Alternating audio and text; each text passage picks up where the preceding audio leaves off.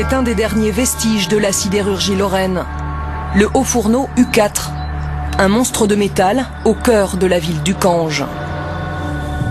20 ans que l'usine a fermé ses portes. Aujourd'hui, c'est un lieu de mémoire, de culture, où quelques anciens ouvriers jouent les guides touristiques. C'est le haut fourneau. Donc le haut fourneau, ce n'est plus ni moins qu'une sorte de bouteille qui est mise dans un casier. Donc là, il fait 36 mètres de haut. C'est une bouteille de 36 mètres qu'on a posée dans un casier. Là, ce que vous n'avez pas maintenant, c'est ni les odeurs, ni le bruit, et ni la chaleur. Je ne sais pas si vous avez visité des volcans, voilà, c'est toutes les odeurs qu'on n'a plus maintenant. Cette atmosphère, leur métier, ils ne se lassent pas d'en parler. Fiers d'un savoir-faire, aujourd'hui en voie de disparition. Pourtant, au début des années 70, 1200 personnes travaillaient ici. Mécaniciens, électriciens, chimistes. Jean et Roger, eux, étaient haut-fournistes. Ça, c'est l'ascenseur pour accès au fourneau, pour l'entretien. Et même pour faire les contrôles au fourneau. Donc, pour aller faire les contrôles au fourneau, on prenait l'ascenseur pour monter en haut du fourneau. On descendait par les escaliers. Là, il y a beaucoup de tags dedans, là, oui. Là. Beaucoup de tags. Je ne vais pas les dire parce que même quand l'usine marchait, c'était tagué à l'intérieur. Le contremaître est gentil ou il est méchant.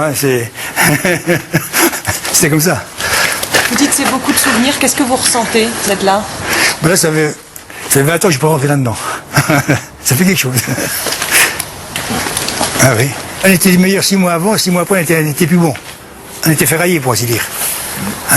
Et ça, pour vous, ça reste incompréhensible? Ah oui, incompréhensible, oui. C'est l'usine du Cange a fermé, on ne sait même pas pourquoi. Quand les années ne parviennent pas à cicatriser les blessures. Difficile d'oublier ce temps où la Lorraine était toute puissante. Riche d'une industrie sidérurgique alors florissante, 90 000 emplois dans les années 60. À quelques kilomètres de là, la ville d'Omécourt. Ici, l'usine a été entièrement rasée. Aujourd'hui, seuls quelques bâtiments rappellent encore la grandeur passée.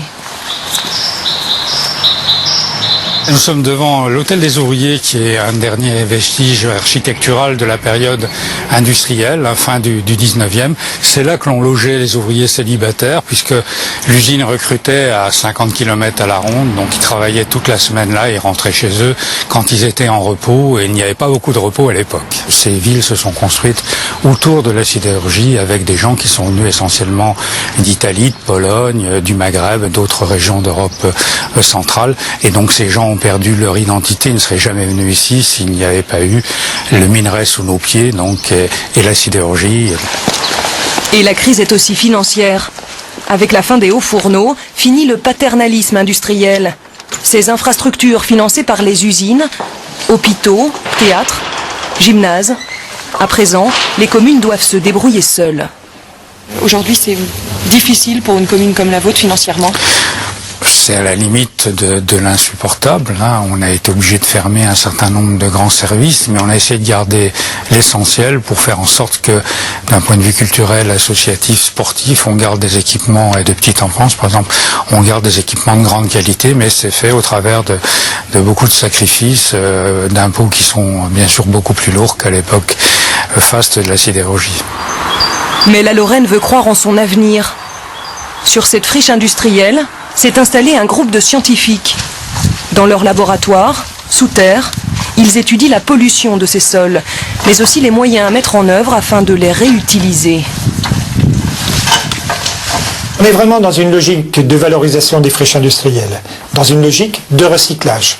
Et par exemple, nous développons actuellement la production de biomasse, autrement dit la culture de différents végétaux, pour des usages industriels, fibres, récupération de métaux, production d'énergie. Donc on est vraiment dans cette logique-là où la dépollution prend tout son sens. C'est-à-dire que c'est un des éléments du processus, mais la finalité n'est plus simplement de dépolluer, c'est de valoriser.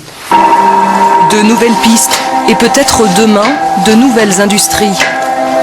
Pour la Lorraine, l'espoir un jour de tourner définitivement la page des hauts fourneaux.